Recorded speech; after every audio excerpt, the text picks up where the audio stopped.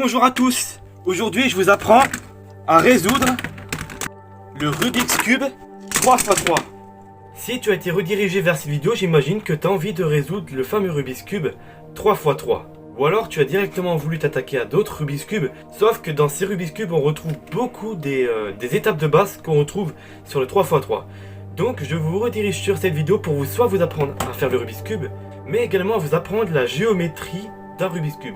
C'est grâce à ce Rubik's Cube vous allez comprendre comment fonctionne un Rubik's Cube, vous allez comprendre ce que c'est un algorithme, comment tourner une face et quelques règles de logique assez simples. On peut dire qu'en fait ce Rubik's Cube c'est la pièce maîtresse de tous les autres Rubik's Cube.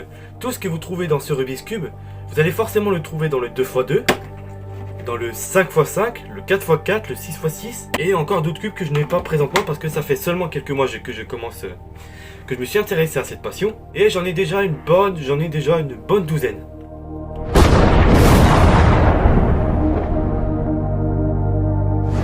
Le Rubik's Cube, c'est l'un des casse-têtes les plus célèbres de la planète Terre.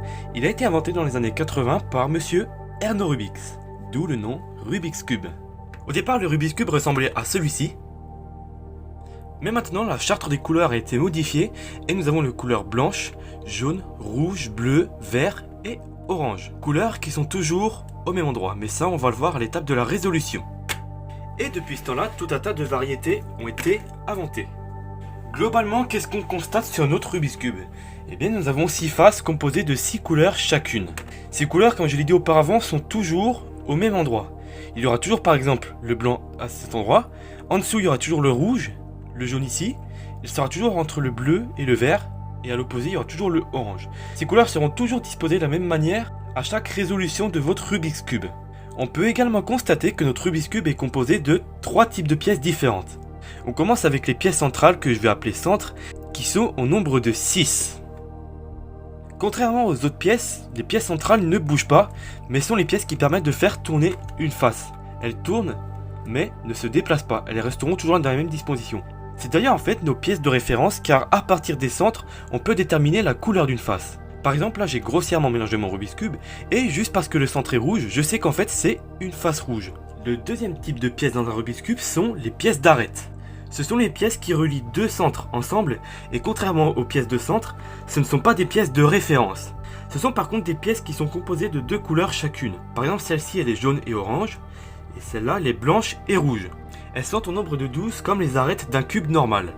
Et le troisième type de pièces sont les sommets, qu'on va appeler les coins. Ils sont au nombre de 8 et ne sont également pas des pièces de référence. On constate qu'elles sont composées de 3 couleurs. Celle-ci par exemple elle est bleue, blanche et rouge. Mais celle-ci elle est jaune, orange, verte. Voilà, maintenant qu'on sait ça, on va voir comment tourner les faces à partir des algorithmes. Parce qu'au cours de la vidéo, on va voir les algorithmes. Ce sont en fait des suites de lettres et ces lettres vont indiquer quelle face tourner. Quand on va avoir besoin de tourner la face de droite, donc celle-ci, ça va être indiqué par la lettre D, D pour droite. Pour tourner la face de gauche, ça va être la lettre G. Pour tourner la face de haut, la lettre H. Et pour tourner la face d'avant, la lettre A. Ensuite, à côté de chaque lettre, il y a soit un plus, soit un moins, soit un 2. S'il y a un plus, ça indique qu'on va tourner la face dans le sens des aiguilles d'une montre. Par exemple, là, si je fais ça, c'est D+. Parce que quand on regarde de ce côté-là, on peut voir que ça tourne dans le sens des aiguilles d'une montre. H+, A-. J'ai un peu oublié de le dire, mais pour être sûr que vous ayez compris, le moins c'est pour tourner dans le sens inverse des aiguilles d'une montre. Mais s'il y a un 2 après une lettre, ça veut dire qu'on va tourner 2 fois. Dans cette vidéo, je vous présente seulement la méthode débutante et on a seulement besoin de tourner ces 4 faces là que je viens de vous montrer. Mais sur d'autres méthodes, on est amené à tourner par exemple les centres, ou l'arrière, ou le dessous. Voilà, maintenant qu'on est clair sur ça, on va pouvoir commencer à résoudre notre Rubik's Cube. Et pour résoudre le Rubik's Cube, il va falloir qu'on le mélange.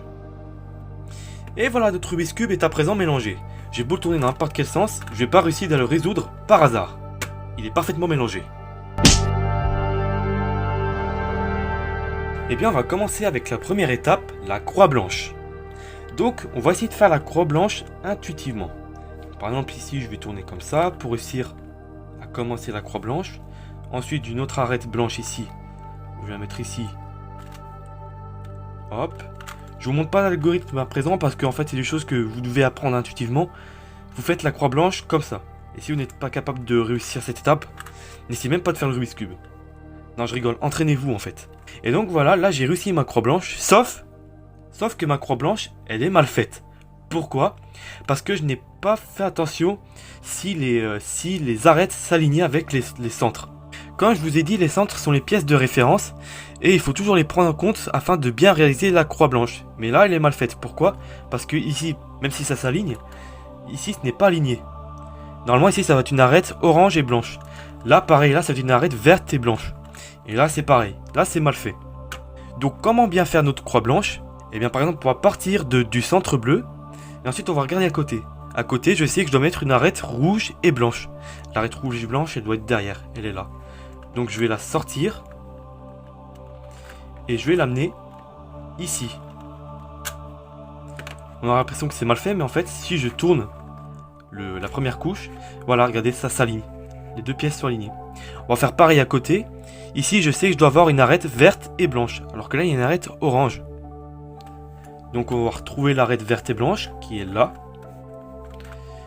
Et on va la serrer à sa place. Oula. Voilà, ici. Et quand on aligne les centres, on constate que c'est bien fait. Et donc, il ne nous reste plus qu'une arête à mettre. Elle est ici. Et voilà. Nos 4 arêtes et la croix blanche est parfaitement faite.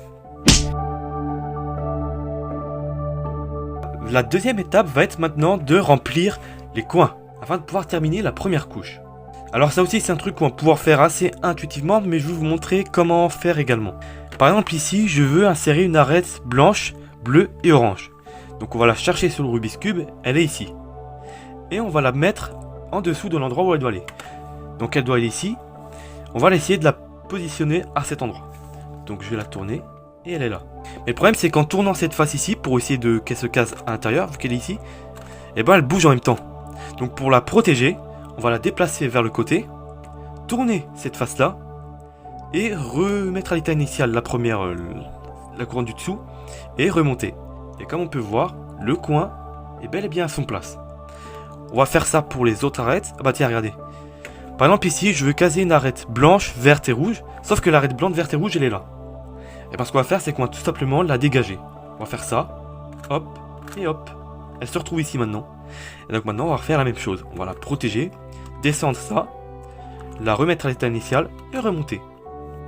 Ici c'est pareil. On va faire ça, ça, ça, ça, ça, ça, ça, ça. Et voilà. Il se peut qu'également la pièce soit tournée dans ce sens-là. Et auquel cas ça a l'air un peu plus compliqué. Parce qu'on ne peut pas faire ça et la remettre bien. Mais en fait c'est super simple.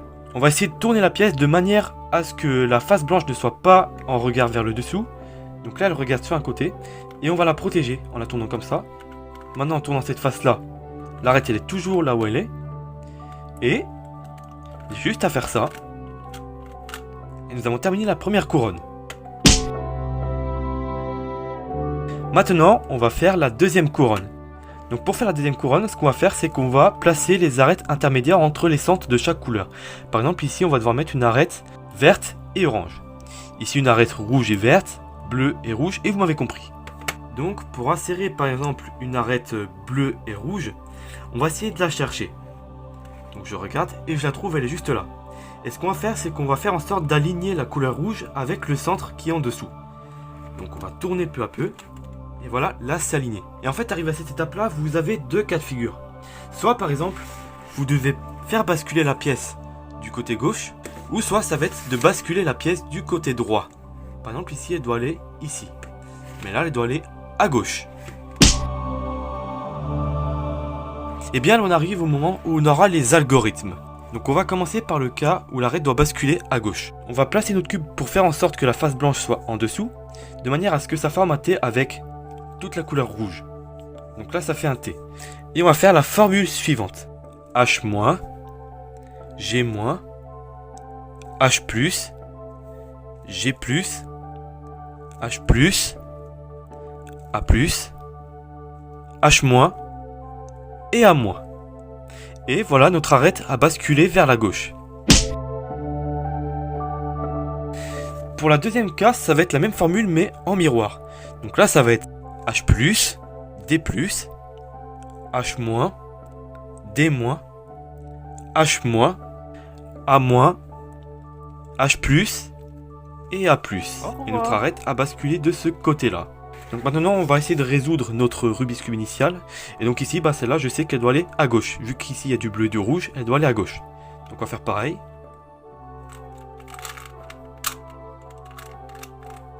Et voilà, je l'ai casé ici. Ensuite en face de moi je constate que j'ai une arête orange et verte. Et bien je vais l'aligner avec son centre. Et elle doit aller à droite. Donc je vais faire la formule pour l'amener à droite.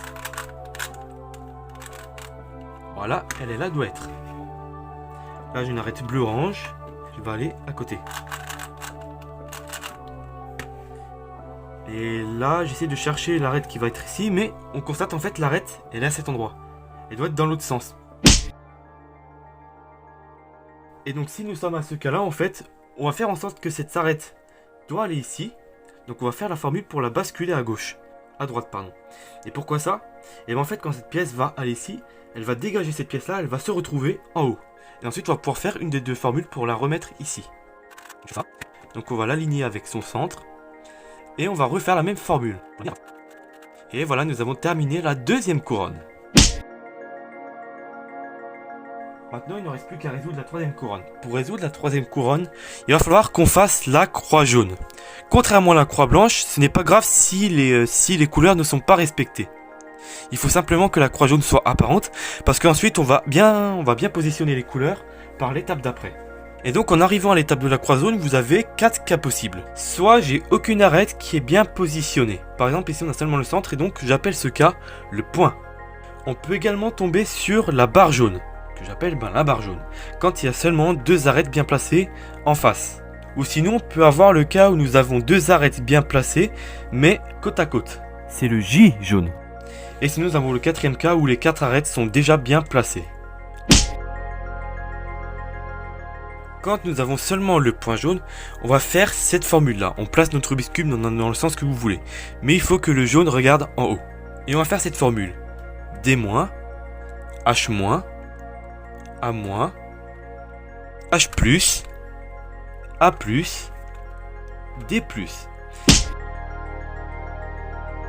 Et nous arrivons au cas de la barre. Si vous êtes déjà arrivé au cas de la barre, ce que je veux dire c'est qu'en ayant terminé la deuxième couche, vous tombez directement sur le cas de la barre. Et bien c'est la même chose pour vous.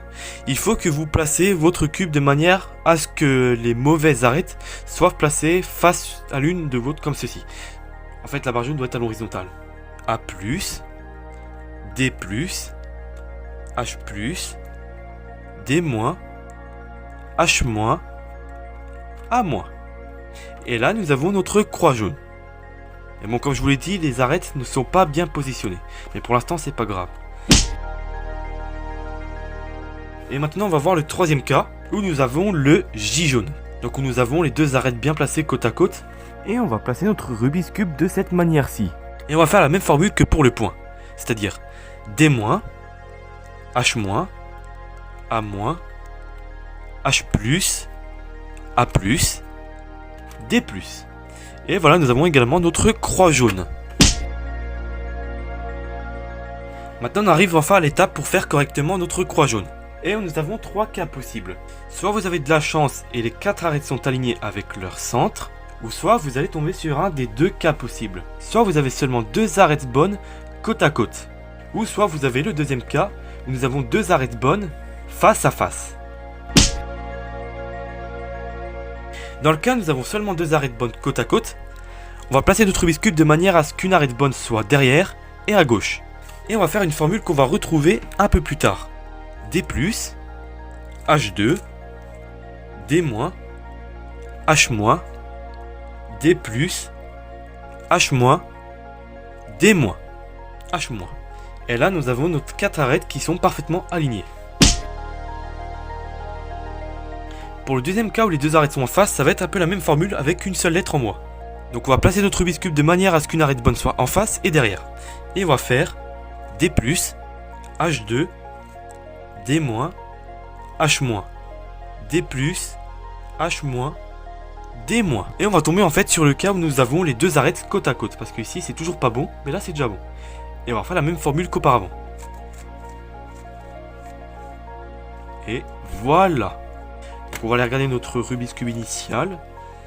Et là je constate que je suis sur le cas où j'ai les 2 arêtes côte à côte. Donc je vais refaire la même formule. Et voilà, nous sommes bons. Il nous reste plus que 4 pièces à placer, ça va être les 4 coins. Et en arrivant à cette étape, vous avez 3 cas possibles. Soit vous avez aucun coin qui est bien placé. Ici, en regardant bien, il n'y en a aucun qui doit bien placer. Parce que regardez, celui-là, il est vert et rouge, il doit aller de l'autre côté. Lui, il va remplacer cette arête, lui, il va là, et lui, il va là. Donc ici, il n'y a aucun coin qui est bien placé. Ensuite, nous arrivons au cas où nous avons seulement un coin qui est bien placé. Et pour savoir si on est dans un cas ou l'autre, on va faire gaffe au sens de rotation des pièces. Parce que celle-ci, elle doit aller, qui est bleue et orange, elle doit aller ici, qui doit aller là, qui doit aller là. Ça tourne en fait. Ça tourne dans le sens inverse des aiguilles d'une montre.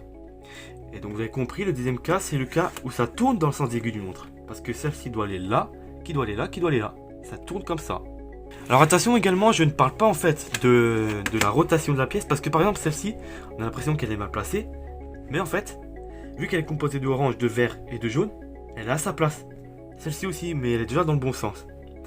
Et par exemple celle-ci, j'ai beau la mettre dans le bon sens entre guillemets, et ben elle est mal placée. La rotation des pièces sera en fait la dernière étape de résolution de notre Rubik's Cube. Nous sommes qu'à l'avant-dernière et donc on va faire la permutation des pièces. C'est quoi ça qu'on appelle ça en fait? Donc partons du cas où nous avons aucun coin qui sont bien placés. Et on va faire cette formule. G-, H+, D+, H-, G+, H+, D-, H-. Et là, nous avons déjà un coin qui s'est déjà bien mis. C'est celui-là. Mais les 3 autres sont mal placés.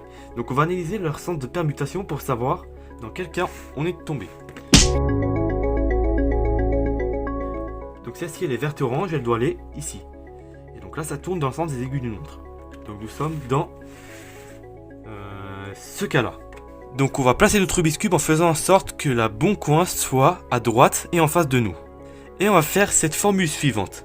G-, H+, D+, H-, G+, H+, D+, H-. Et là, on constate que nos 4 coins sont bien placés.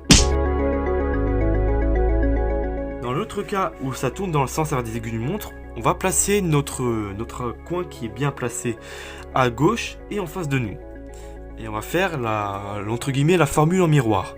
D+, H-, G-, H+, D-, H-, G+, H+.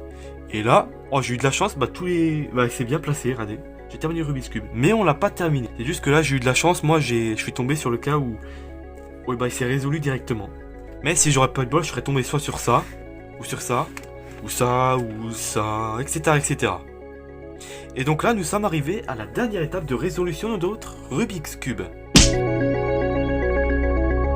Nous avons 4 cas possibles. Le premier cas, c'est le cas où nous avons aucun des coins qui sont bien orientés.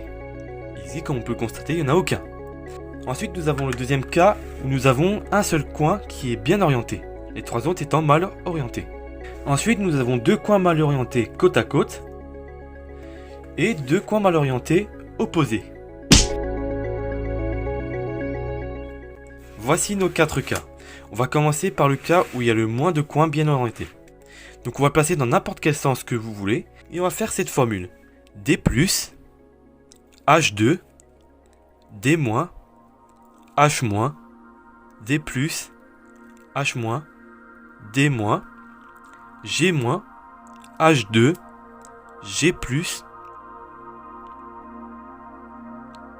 H+, G-, H+, G+. Et nous arrivons au cas où nous avons 2 coins bien orientés. Je précise que vous devez réitérer la formule si vous constatez qu'aucun coin n'a été bien orienté. Vous le faites jusqu'à ce que vous constatez que plusieurs coins ont été bien orientés. Ensuite, nous avons le deuxième cas où nous avons un coin qui est bien orienté, les 3 autres étant mal orientés. On va placer notre cube de manière à ce que le bon coin soit à gauche de nous et devant. Et on va faire la même formule. D+, H2, D-, H-, D+, H-, D-, G-, H2, G+, H+, G-, H+, G+. Et là nous arrivons au cas où nous avons 2 coins mal orientés. pour résoudre le cas où nous avons deux coins mal orientés, eh bien on va faire attention à quelque chose. On va vite constater qu'en fait que sur une face, il y a deux couleurs qui vont regarder au même endroit. Il y aura toujours deux fois la même couleur. Par exemple ici je constate que là, il y a deux fois la couleur jaune. Mais par exemple ça peut être deux fois la couleur verte ou une autre couleur, par exemple deux fois la couleur orange. Et donc en fait quand nous avons deux couleurs comme ça, on va placer notre Rubik's Cube de manière à ce que les deux couleurs regardent vers la gauche et que les deux couleurs soient en haut. On va placer notre Rubik's Cube comme ça et on va faire la même formule. D+, H2, D-, H-, D+, H-, D-, G-, H2, G+, H+, G-, H+, G+. Et voilà, nous avons terminé notre Rubik's Cube. Voyons maintenant le quatrième et dernier cas où nous avons deux coins mal orientés opposés. Et donc pour ce faire, on va faire en sorte qu'un coin mal orienté soit à gauche et un coin bien orienté soit à droite. Et on va faire encore la même formule, donc c'est-à-dire D+, H2, D-, H-, D+, H-, D-, G-, H2, G+, H+, G-, H+, G+. Et nous arrivons au cas où nous avons trois coins mal orientés. Donc vous allez revenir au moment de la vidéo où nous avons trois coins mal orientés. Et on fait la même formule en fait. Tac, tac, tac, tac, tac, tac, tac, tac, tac, tac, tac, tac, tac, tac, tac, tac. Oh. Et si nous revenons à ce cas-là, on va se remettre encore dans le même endroit. On va réitérer la chose. Et là nous arrivons au cas où nous avons deux coins mal orientés côte à côte. Ça comme on connaît, on va refaire la même formule. Et on va pouvoir terminer le Rubik's Cube. Et voilà, il est terminé. Et vous savez désormais résoudre un Rubik's Cube. Donc vous avez réussi à le résoudre grâce à cette vidéo, mais par contre vous ne savez pas le résoudre de tête. Et bien pour le résoudre de tête, il va falloir s'entraîner plusieurs jours, voire plusieurs semaines. Ce que j'ai fait moi, c'est que j'ai regardé plusieurs tutoriels et en fait j'ai écrit toutes les formules que je devais apprendre sur une feuille. Et donc en fait ça me permettait par exemple que quand je sortais en ville et que j'avais par exemple une pause, je sortais mon Rubik's Cube et la feuille. Et comme je voyais tout ce que je devais faire à chaque étape, et bien au fur et à mesure je résous les Rubik's Cube sans regarder de vidéo. Et donc ça me prenait moins de temps. Merci beaucoup d'avoir visionné cette vidéo. Alors je sais qu'elle sort de l'ordinaire car je n'ai jamais présenté de tutoriel de ce genre-ci et je vous ai jamais présenté de Rubik's Cube. Mais c'est un genre de contenu que je sortirai plusieurs fois à l'avenir. Parce que bien évidemment je vais vous présenter le tutoriel pour faire le Rubik's Cube au-dessus, le 4x4, le 5x5 ou alors le 2x2 ou d'autres Rubik's Cube étranges. Alors si vous voulez voir plus de vidéos de ce genre, n'hésitez pas à vous abonner et à activer la cloche des notifications. Et si ça vous a plu, n'hésitez pas à liker, à partager et à commenter pour montrer que vous avez adoré cette vidéo. Et moi je vais pouvoir enfin terminer à la vidéo, donc à dimanche prochain.